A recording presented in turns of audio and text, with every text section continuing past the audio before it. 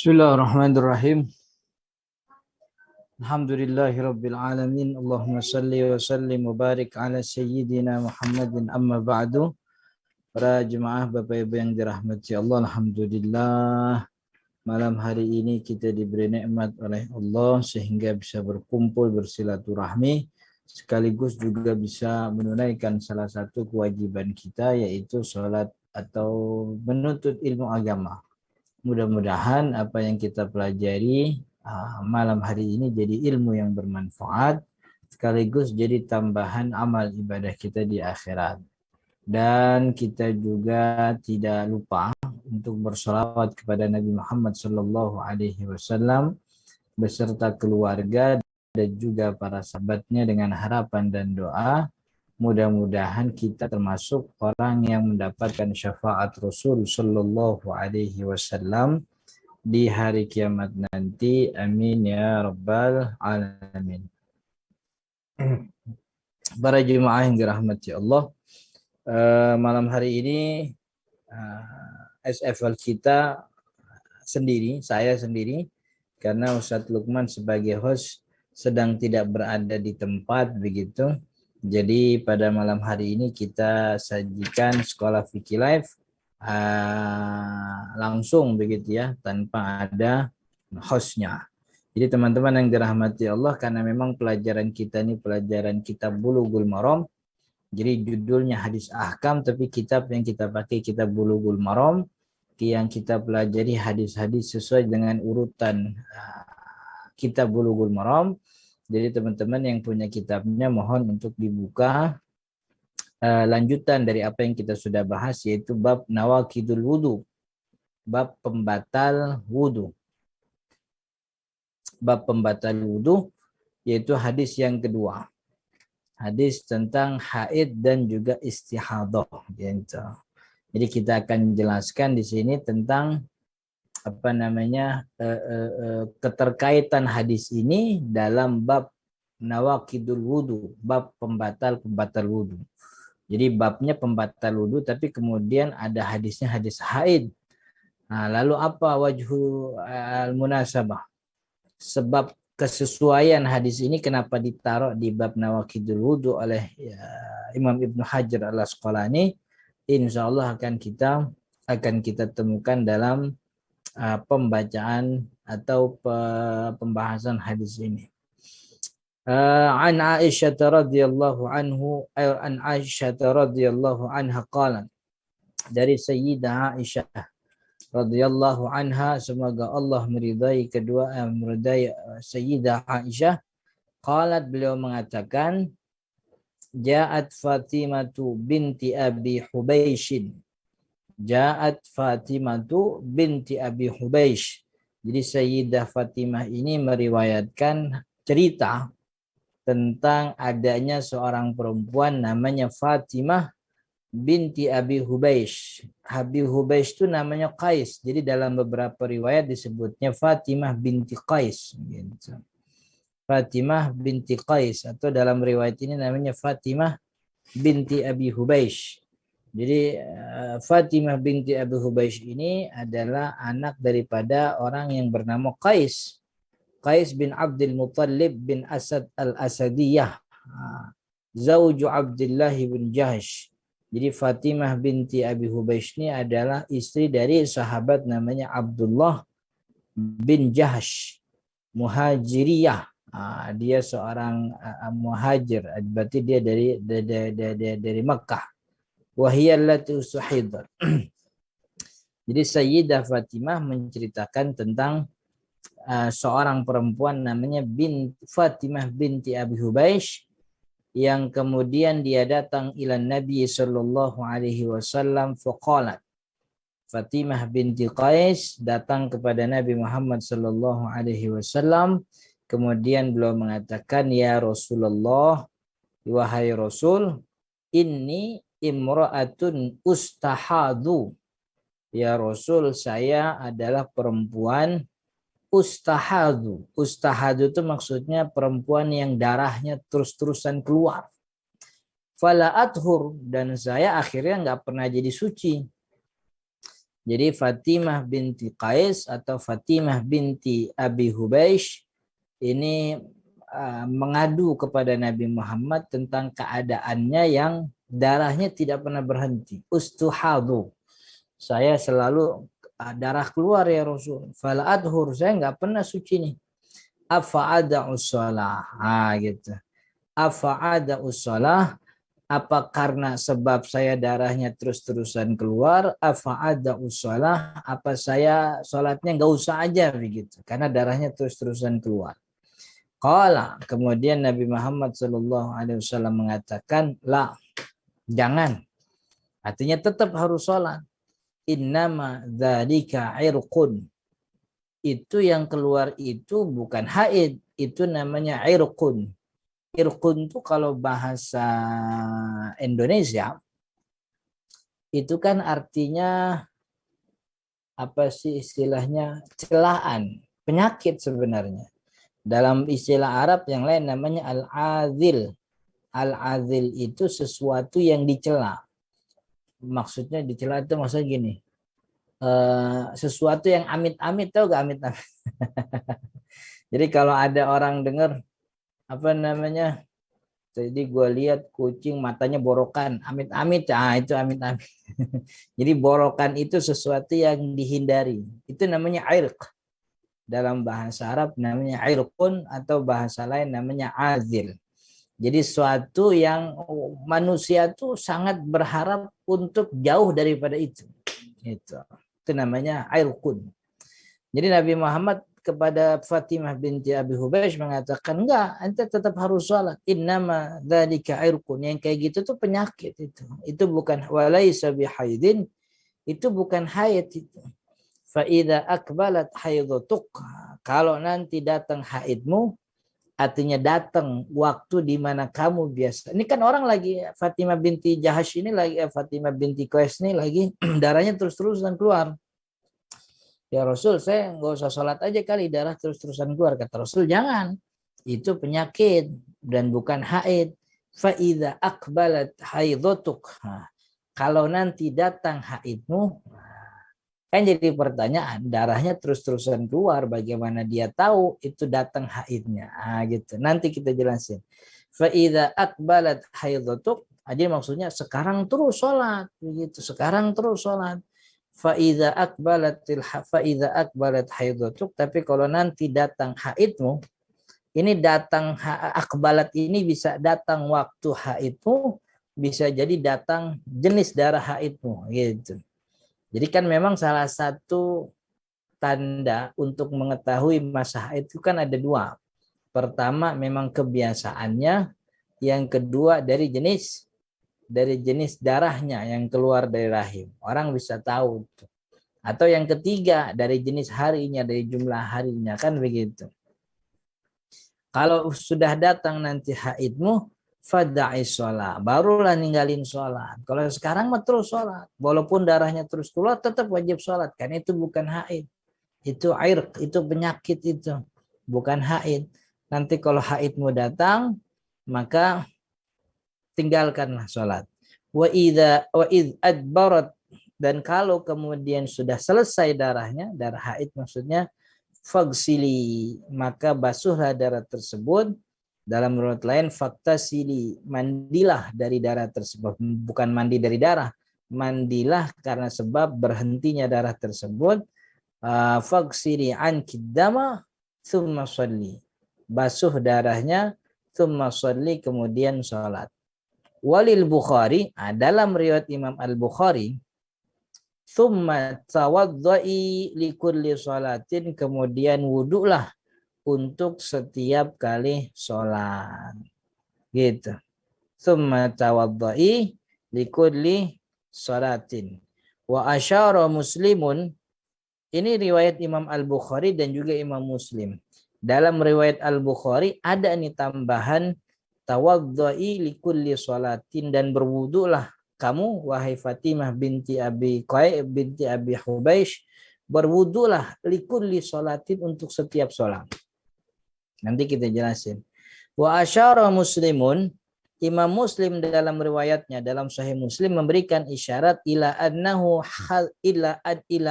hadzafaha amdan, bahwasanya Imam Muslim mencoret tambahan ini, summa tawaddai di kulli sholatin, kemudian berwudulah untuk setiap sholat. Itu dicoret sengaja oleh Imam Muslim gitu, amdan, secara sengaja. Jadi riwayat ini dalam riwayat Imam Muslim enggak ditulis, sengaja dihapus. Salah satu sebabnya karena Imam Muslim melihat tambahan ini ghair mahfudhah, tambahan ini tidak terjaga. Karena dari banyak jalur perawi yang dia sampai kepada beliau, artinya kan Imam Muslim nyari kan orangnya. Setiap nyari ketemu orang tuh, tambahan ini cuman disebutkan oleh satu dari perawi yang dia ketemu banyak itu. Maka tambahan ini ghair mahfudhah, itu tidak terjaga karena tafarroda.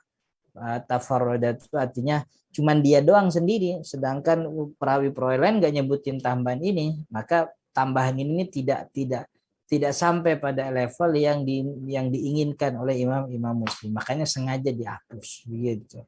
Tapi Imam Al-Bukhari memasukkan ini, tsumma tawaddu'i likulli sholatin. Nah, hadis ini teman-teman yang dirahmati Allah sebenarnya hadis tentang haid, yang itu akan datang sampai pada bab haidnya tuh.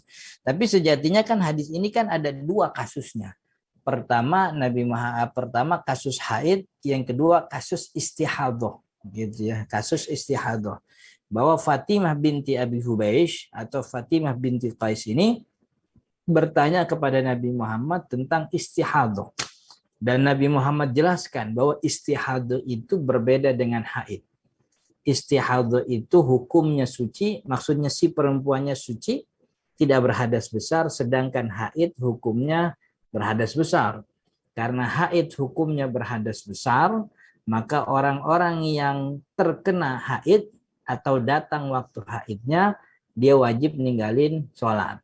Sholat itu jadi wajib ditinggalin, bukannya boleh tapi wajib gitu. Tapi kalau istihadhah, sholat tetap dijalankan.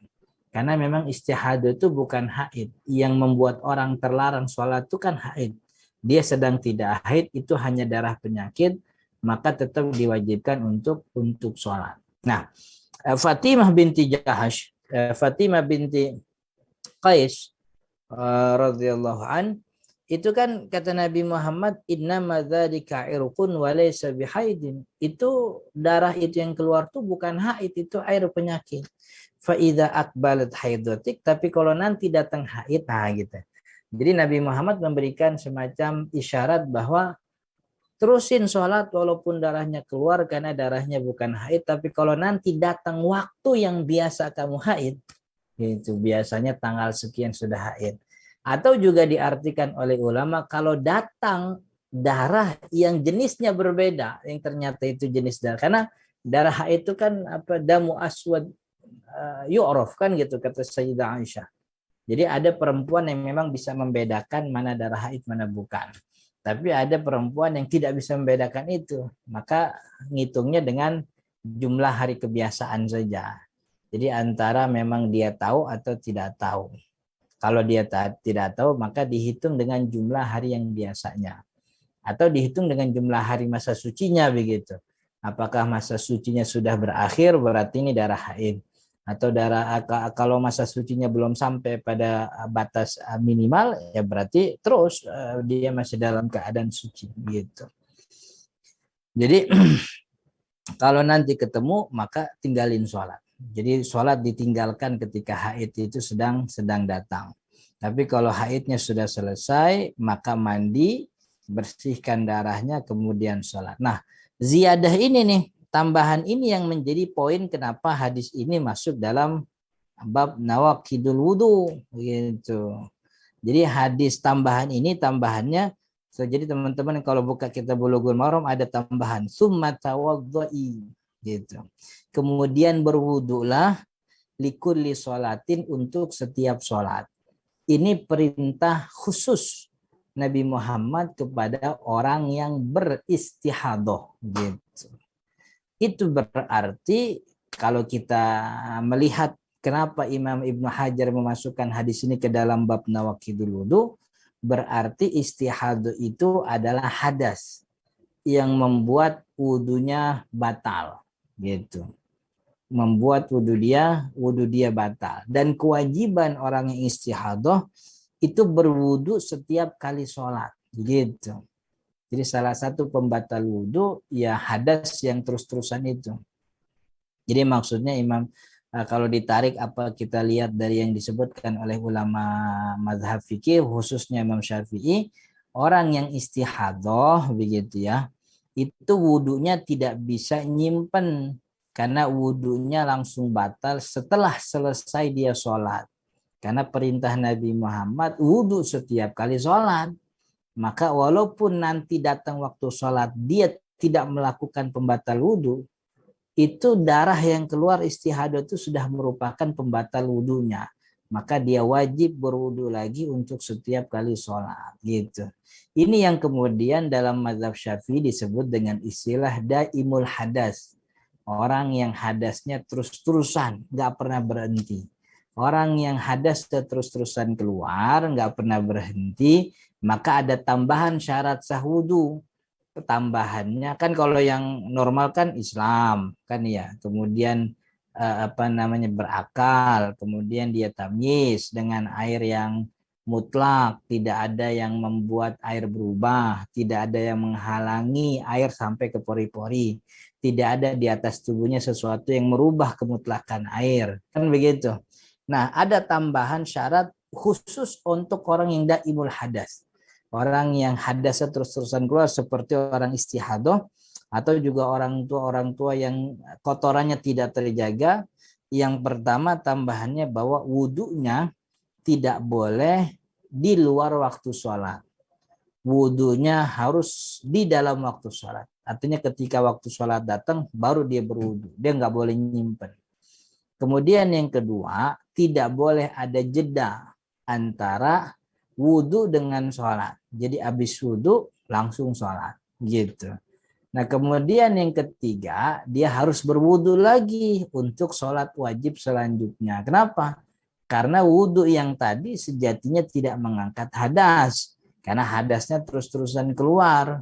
Wudhu yang tadi hanya membolehkan dia sholat. Maka karena hanya membolehkan dia sholat, setiap kali sholat dia harus berwudhu lagi. Karena dia adalah, jadi hadis ini nih ingin memberikan kita bahwa yang namanya istihadah itu juga penyebab berhadas. Gitu. Itu maknanya. Nah kemudian ada fikih hadisnya jawaz.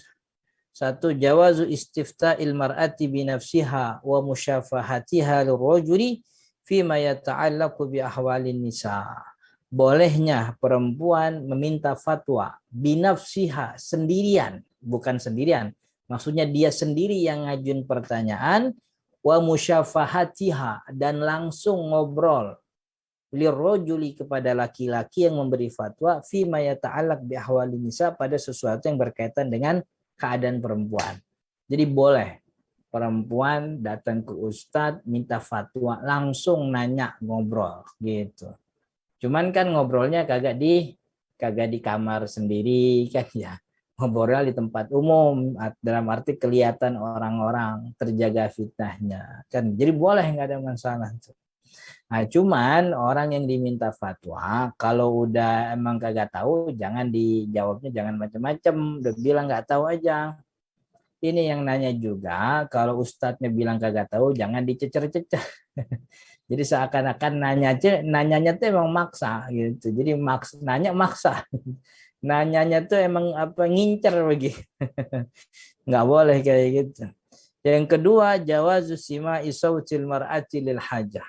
Bolehnya mendengar suara perempuan untuk kebutuhan. Ini kan ada kebutuhan nih, memberikan jawaban masalah agama. Jadi suara perempuan itu bukan aurat. Dalam arti ada hajat di mana perempuan suaranya boleh didengar. Kan itu. Karena Nabi Muhammad menjawab itu fatwa-fatwa dari para sahabiah yang perempuan itu.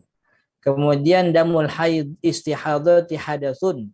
Darah istihadah itu hadas min jumlatil ahdasi, daripada banyaknya hadas naqidun lil wudu yang mana dia membatalkan wudu, fayajibu 'alal mar'ati, maka wajib bagi seorang perempuan al mustahadati yang mana dia darahnya terus-terusan keluar, likulli sholatin, maka wajib wudu bagi perempuan yang istihadah, wajib wudu untuk setiap sholat.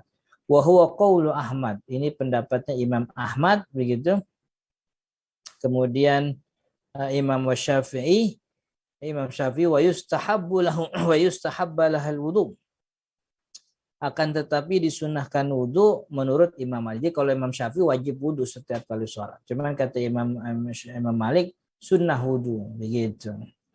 Kata Imam Abi Hanifah sunnah wajib wudu untuk setiap waktu sholat, bukan setiap sholat, tapi setiap waktu sholat. Gitu.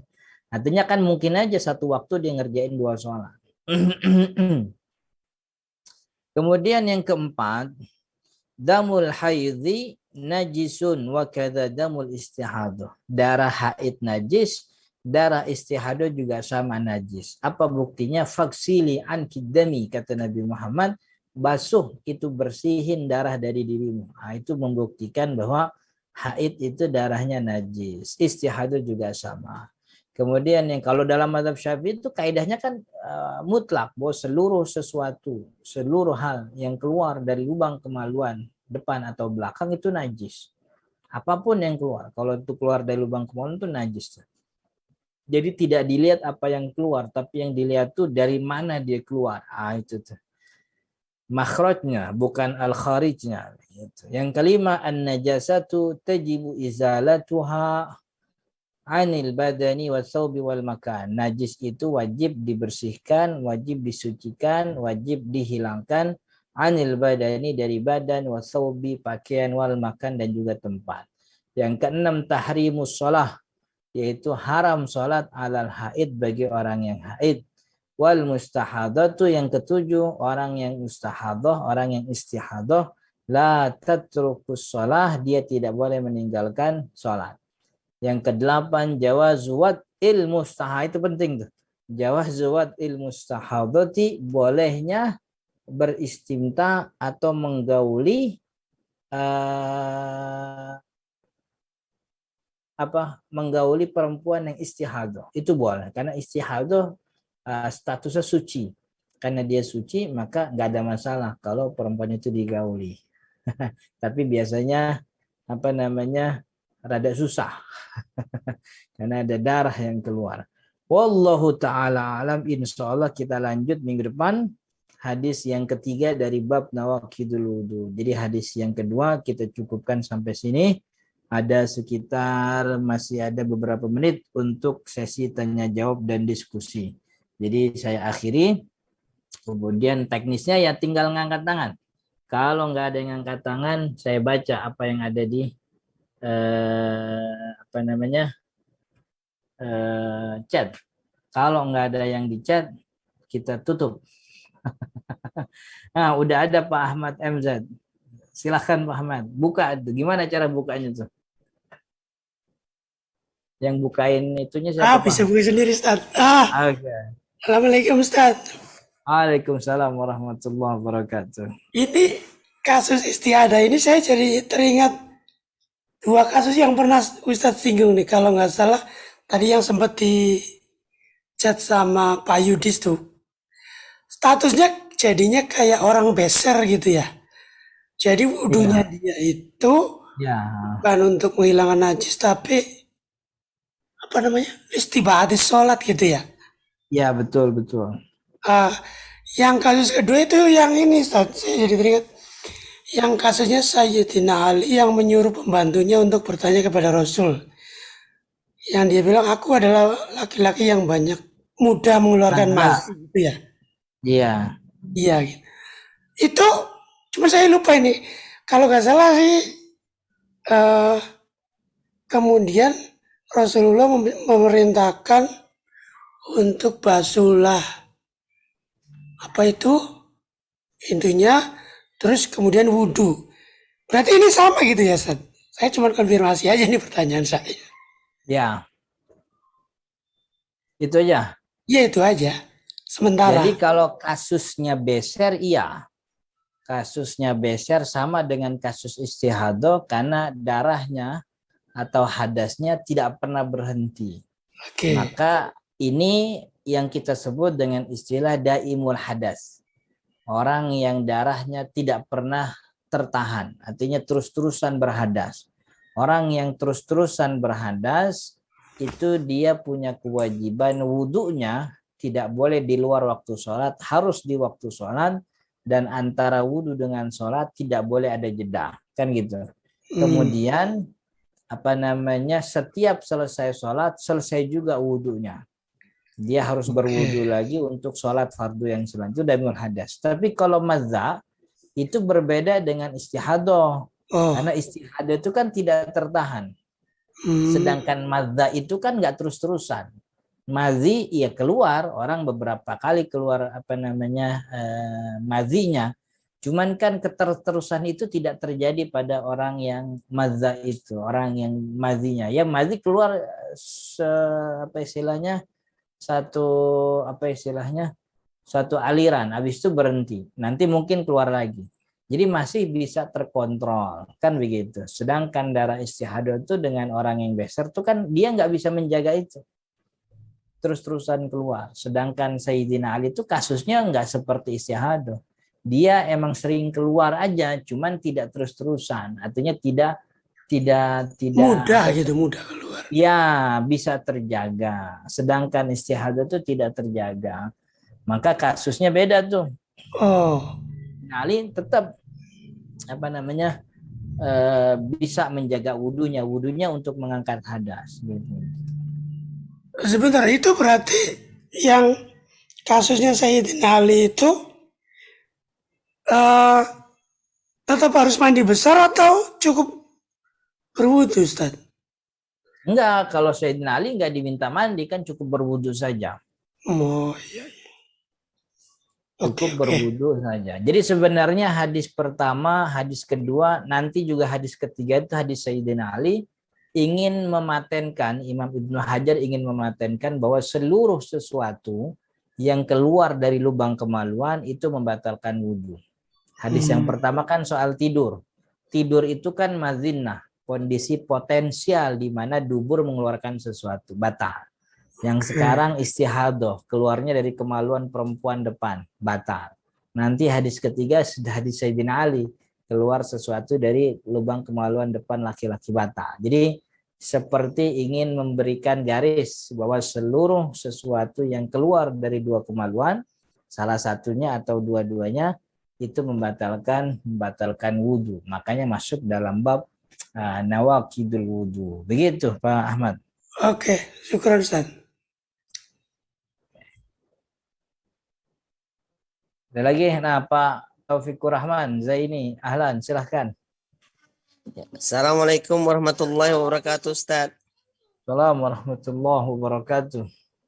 Ustaz, saya mungkin bertanyanya di luar tema nih, Ustaz. Maksudnya yang fikih yang lain gitu. Ya. Tapi seputaran sholat, Ustaz. Ini maksa ini. Karena gini, Ustaz. Katanya gitu, kalau kita berjamaah berdua, misalnya ada yang satu sholat gitu, terus kita ingin berjamaah sama belia sama orang yang sholat itu, tak perlu lagi kita pegang pundaknya karena itu mengganggu, jadi cukup kita di sampingnya saja gitu, langsung ikuti gitu. Apa benar Ustaz yang pertama Ustaz? Iya. Jadi memang ikut berjamaah bersama orang yang sudah berjalan sholatnya, tidak ada ketentuan harus menepuk pundak, memang begitu. Oh, gitu. Jadi cukup berdiri di sampingnya, itu memberikan isyarat bahwa kita ngikutin. Cuman masalahnya kita tuh di Indonesia nggak terbiasa seperti itu. Gitu ya. Jadi kan justru kita memberikan isyarat, kan yang penting kan ngasih isyarat. Isyarat itu kan kata Imam Ahmad tuh bisa dengan omongan atau bisa dengan tepukan itu. Iya. Jadi nepuk ya, intinya ngasih isyarat. Isyarat itu tepuk bisa, ngomong juga boleh. Cuman kalau ngomong kan jadi repot. Di samping lu jadi makmum, suara lu gedein ya kan, nggak begitu. Itu malah justru merusak. Jadi memang yang paling baik berdiri di samping gitu. Cuman berdiri di samping pun membuat orang tidak jelas kan. Iya, iya. Bisa saja orang berdiri di samping tuh ya karena ingin sholat sunnah dan lain-lainnya. Maka isyarat yang paling layak untuk kita di Indonesia itu yang memberikan tepukan ke pundak. Iya. Itu isyarat yang seluruh orang di Indonesia tahu Oh, gitu. gitu.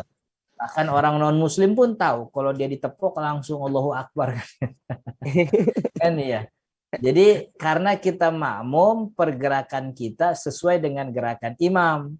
Maka Iya, iya. biar kita tahu gerakan imam, imam harus tahu kalau dia jadi imam kan gitu. Iya, iya. Bagaimana dia tahu? Ya kasih isyarat. Isyaratnya gimana? Ya berdiri aja di samping. Berdiri di samping itu nggak cukup jadi isyarat. Karena berdiri di samping bagi umumnya kebanyakan Indonesia nggak mengerti bahwa samping itu berarti jadi nggak mengerti itu. Iya, iya. Yang dipahami oleh khayal halayak itu bahwa isyarat jadi makmum itu dengan tepukan pundak begitu. Iya. Oke. Terus gini Sat, yang kedua Sat. Nah, ini sering terjadi Sat. Kadang-kadang saya juga mengalami gitu. Saya bingungnya gimana ya caranya gitu. Ada yang sudah berdua, dia berjamaah gitu. Berarti kan dia di samping imam nih gitu, yang berjamaah tuh kan gitu, yang satunya kan. Ya. Udah saya kasih syarat tepuk sampai 2 kali, dia nggak mau mundur, sementara saya sudah di belakang imam gitu, dia nggak mundur sampai selesai. Itu gimana Sat? Jadi formasinya segitiga gitu. Saya bingung ini gimana ceritanya. Saya bilang, di mana saya memulai berjamaahnya gitu. Kalau pertanyaannya sholat berjamaahnya sah apa enggak, ya sholat berjamaahnya sah karena ada imamnya, ada makmumnya kan gitu. Tapi apakah itu bentuk ideal kan tentu tidak gitu. Iya. Nah, cuman kan memang masalahnya itu tadi tidak semua orang mengerti tentang pelajaran isyarat sholat ini. Jadi orang taunya tuh kalau ditepuk tuh isyarat jadi imam kan gitu. Iya. Padahal nggak mesti kan gitu. Iya. Iya, jadi dia nganggapnya gua kan makmum masa jadi imam kan begitu. Iya. Jadi ya dimaklumi saja gitu, dimaklumi saja. Kalau memang ditepuk atau dikasih isyarat dia nggak mundur begitu, ya udah kita berdiri di sampingnya begitu. Atau yang tadinya dia di samping kanan imam, kita berdiri di samping kiri imam. Dan itu kan memang salah satu bentuk yang diajarkan oleh ulama. Kalau makmumnya 2, jadi imam di tengah, makmum 1 kanan, makmum 2 kiri, begitu. Iya. Oh gitu aja Sat ya. Kalau dia belum paham ya belum ngerti ya. Iya. Samping dia atau kita di samping imam lagi ya. Iya. Iya Sat. Terima kasih Sat ya. Assalamualaikum warahmatullahi wabarakatuh. Waalaikumsalam warahmatullahi wabarakatuh.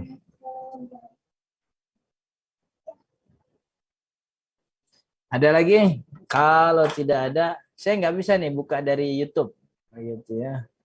Ustadz Akbar, kalau ada pertanyaan dari YouTube, coba di copy paste. Di copy, terus di paste ke chat sini. Kalau nggak ada, kita akhiri.